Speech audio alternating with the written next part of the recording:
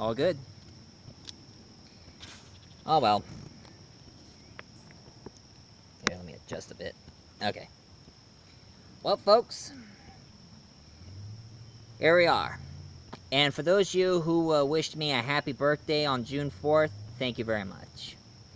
Anyway, enough of that. Let's get down to business to our next review. Now, I know some of you are thinking, since it's June, should I be doing Asian month, reviewing some Asian films? Well, let's just say, ever since my tablet stopped working at the time, I was being a little bit far behind on my reviews, so I want to finish a couple of things before I'm ready to do Asian month. So, according to my Doctor Who watch, it's another science fiction review again. Now, I'm going to review this one, and then the next will be the finale, and it's Mystery Science Theater 3000.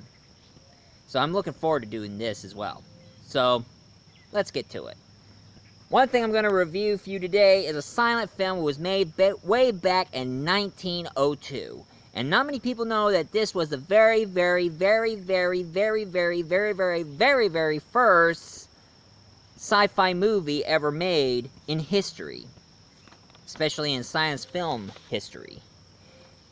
And this one didn't came from Hollywood. It came from France. A Trip to the Moon. Now, in French, it's called Le Voyage dans de Lune. Lune. And it was made way back in 1902. Now, unlike others, like some of you have remember my review of Mary Shelley's Frankenstein, where I talked about Thomas Edison's first genuine horror movie monster, and it was Frankenstein. That was made in 1910. So, this science fiction movie came first, before Frankenstein. Oh, yeah, and one thing I wanted to add that I forgot to mention. It's an odd coincidence there, because if any of you remembered history between Nikola Tesla and Thomas Edison, there were huge rivals over inventions. And when Thomas Edison created his first movie camera and made his first genuine horror movie monster, which is Frankenstein, but in the Universal Monsters,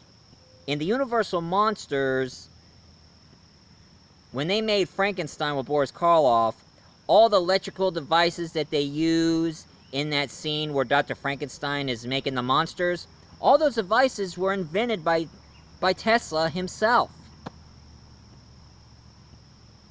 So even though Thomas Edison created his first Frankenstein movie, Nikola Tesla devices were used for the Universal Monster Frankenstein movies. But I don't know if any of his inventions ever brought the monster to life or not. But enough about Frankenstein and Tesla and Edison. Let's get down to this movie here. Now, unlike Edison's Frankenstein movie, it was only run for like 10 minutes. This movie was like 9 minutes. This one was 9 minutes long. Yeah, back then when silent movies were made, a lot of silent films were really short at the time. Before people start putting more stories and start stretching the movie out. Although I did heard about a German director, Erich von Stroheim. That's his name. Erich von Stroheim, most of his movies, they're like 6 hours long. Dang. Don't have time to go to the lobby to get yourself a treat or anything when his movies are that long. And of course, a lot of people do complain about having his movies so long that he has to cut them down a bit. But Eric is more like, I am an artist. And that's one thing I gotta say. A lot of people used to make a lot of silent films, and other people do make movies for their own way of art. Like George Lucas must be one heck of an artist. But the guy who made this movie, a trip to the moon? Here's how the story goes. It all starts where there's a group of scientists who, strangely, are dressed to look like wizards. I mean, some of them kind of look like wizards because they all have pointy hats, long beards, and long robes with stars all over them. But they're supposed to be scientists. And one scientist has an idea that he's going to bring 5 brilliant scientists with him to go to the moon, and then back.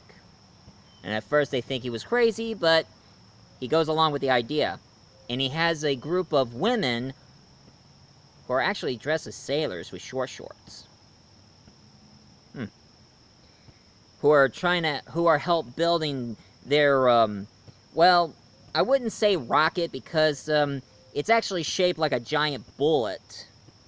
And, they didn't do like how we do it, like having a rocket fuel, rocket shoots all the way up to the air and do Cape Canaveral.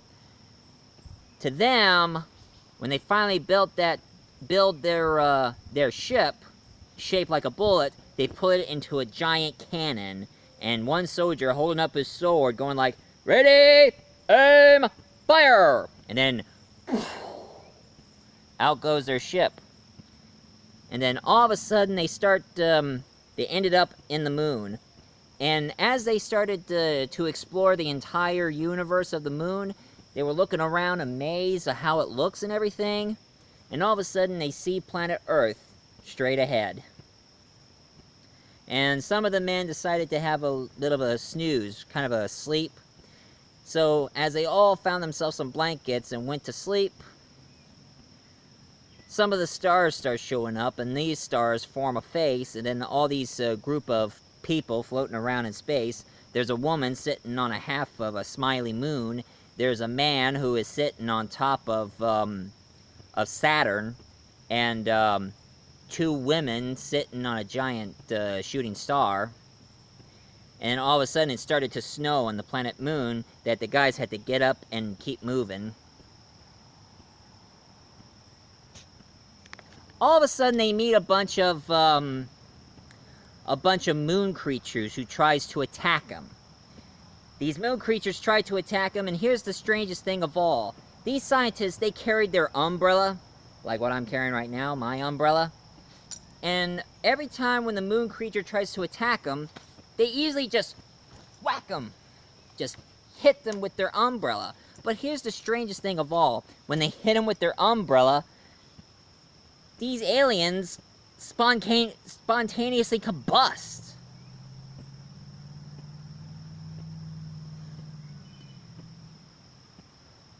It was made in 1902, so what do I know? But what's the deal? I mean, these aliens who are so mean and vicious, and all of a sudden, their weakness is hit them with an umbrella, just, and that's it.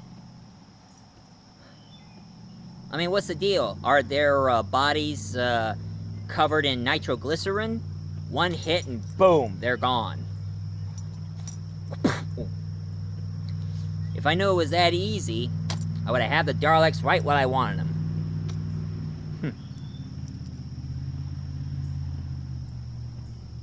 But anyway, one time they were captured and they were sent to the high leader of those moon creatures, until one scientist just easily removed the straps on his hand, grabs his umbrella, and keep whacking most of the other creatures with them. And every time they tried to attack him, all the other scientists going like,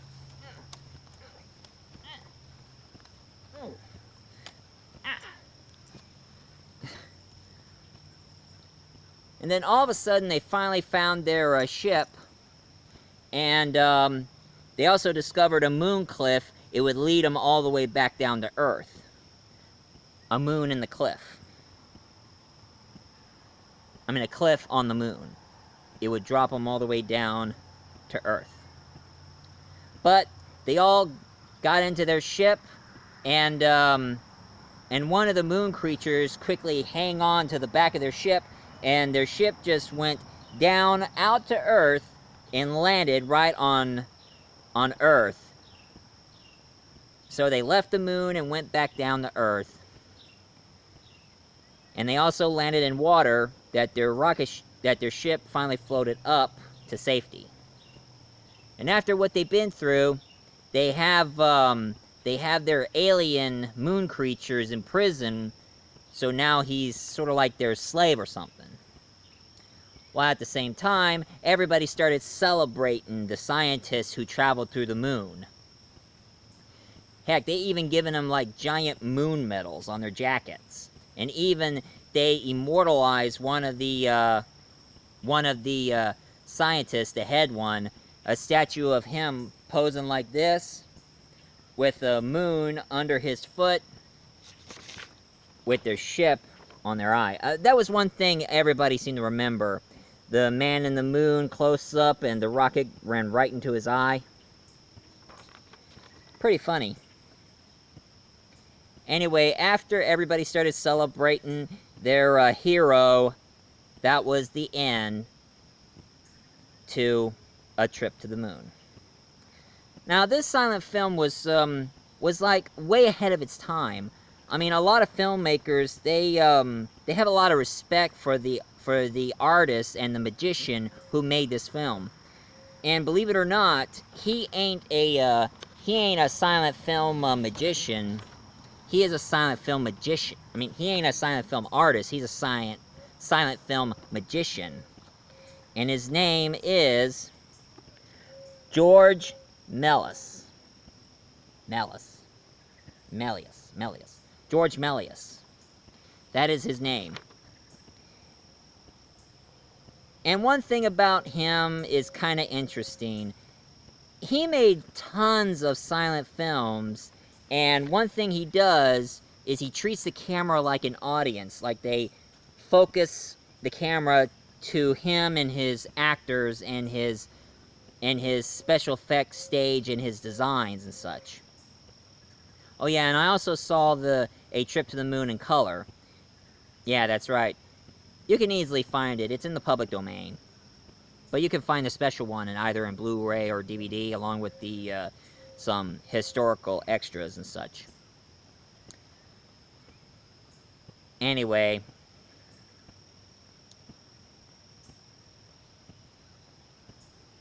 even though his movie, A Trip to the Moon, got so popular in America, George, he was getting financially broke. And sadly, his film studio called Star Films were shut down.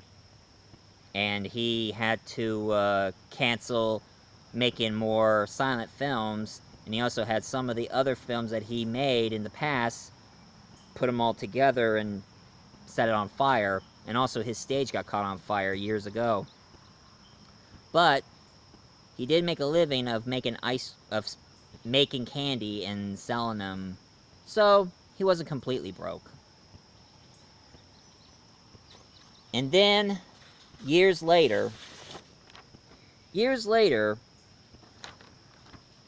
there was a music video created by Smashing Pumpkins, some name from a musical group. They made an homage to A Trip to the Moon called Tonight Tonight. I watched the music video, and I had to say it did have a lot of the same style as that silent film. And then there was a writer who goes by the name of Brian Zelnick, who wrote a book about Hugo, and Martin Scorsese made the movie Hugo. And as you can see here, that's Ben Kingsley playing George, the film magician. Now, I haven't seen the movie yet, so I could consider watching it one of these days. Because one thing about Martin Scorsese is he wants to show a lot of respect to the guy who made the movie A Trip to the Moon. Did an homage to him. So in Hugo, he had Ben Kingsley playing him, and he was showing like behind the scenes of George's studios way back then. So they pretty much made a reenactment of Star Studio and him making his movies. Which I gotta say, it's a lot of good. I mean, it's very honorable to make something like this. Well, that's about it. I guess this review is about as short as this movie.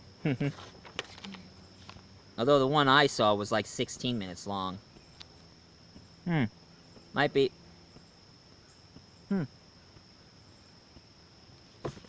Almost about the same hour. Anyway, this is my review for the day. If you like this review of A Trip to the Moon, please leave a comment down below, hit like and subscribe. And my next review is going to be Mystery Science Theater 3000. So, oh, one more thing I really had to say. One thing you got to admit by about Georges Melies is that even though he's a magician, he can make things change and make things appear and disappear, just like the special effects of today, by changing one thing to the next or make things disappear, burst into flames and such. So, this is Multi-Voice Reviewer telling to you all,